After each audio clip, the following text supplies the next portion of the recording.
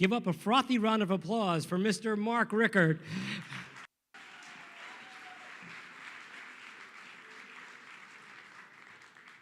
Does anybody in here like beer? Yeah, who doesn't love beer? I'm a beer enthusiast, and I love making my own beer. I love drinking beer, I love the process of making it, and as a software engineer, it's something tactile I get to do with my hands every single day. But the world of beer can be intimidating. There's 23 established categories of beer and over 75 different variations of those beers. And so there's so many choices out there. What do you actually buy? When you go to the grocery store, you're actually assaulted by with your eyes of all these cans and bottles and microbrews and mega brews and all the different styles. But what if you could actually brew your own beer? You could take your favorite commercial beer and find a recipe and make it your own. You could maybe add a little bit of chocolate to that stout you love so much. Or maybe hop up and put some more hops into the IPAs you like. It's really just unlimited the amount of variety of beer you can make when you make it yourself. There's 3 basic ingredients in beer. There is grains, there is hops, and there's water. The grains, you extract the sugars out of them, and you get a sugary liquid called wort. And you boil that wort, and you put it together with the hops, and the hops actually give it a natural they're a natural preservative, and then they also add a little bit of spiciness, a little bit of bitterness, and some floral aromas to it. But then there's yeast, too. Yeast is a vital ingredient in beer because it's what makes the alcohol. Yeah, woo, alcohol. So, but this isn't your mother's bread yeast. This yeast has been propagated multiple generations in labs.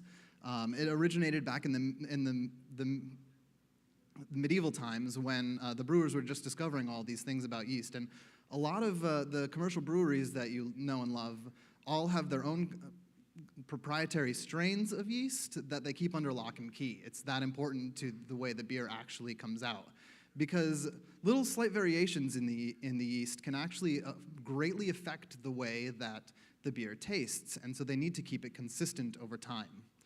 When you're making your own beer, though, you can actually put anything you want in it. You can use barley, you can use corn, you can use oats, you can use rice, and you can use different types of water, different types of hops, and they all go together to form virtually any kind of beer you want. You can completely make it to whatever you like to taste and what your friends like to taste.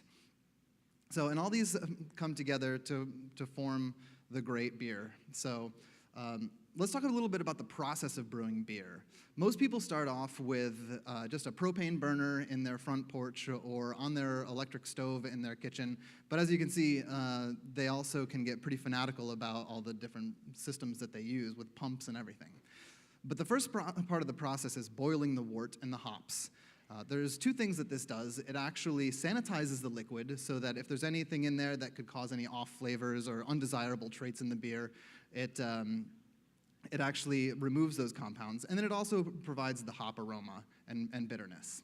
And then there's the fermentation. You add the yeast into these closed vessels and hopefully keep it under temperature control, and it produces the alcohol and CO2. Once you're done with that, you have to bottle it. And so the yeast actually goes dormant, and when you put it in the bottle and cap it, it actually comes back alive a little bit and then naturally carbonates the beer in the bottle. And so then comes the worst part, which is the waiting. It takes roughly 2 to 4 weeks for the beer to carbonate in the bottles. But while you're waiting, you can think about how good you're being to Mother Earth, because reuse is the best form of recycling.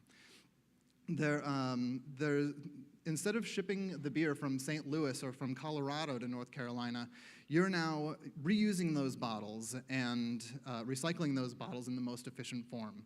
So I would encourage you, if you're not going to brew your own beer, drink local beer, because it's not using all those greenhouse gases to get that liquid from the other side of the country to where you live.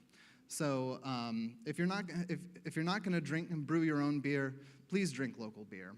So, but once you're done brewing your beer, you're going to be the envy of all your friends. They're all going to love you. And since it's illegal to sell homebrew, you're going to have to give it away, or you can keep it for yourself, and that nobody likes somebody who keeps everything to themselves. So, in conclusion, I love beer. I hope you love beer, and if you would like to talk about homebrewing, I'll be around afterwards, and I'd love to chat. Thank you very much.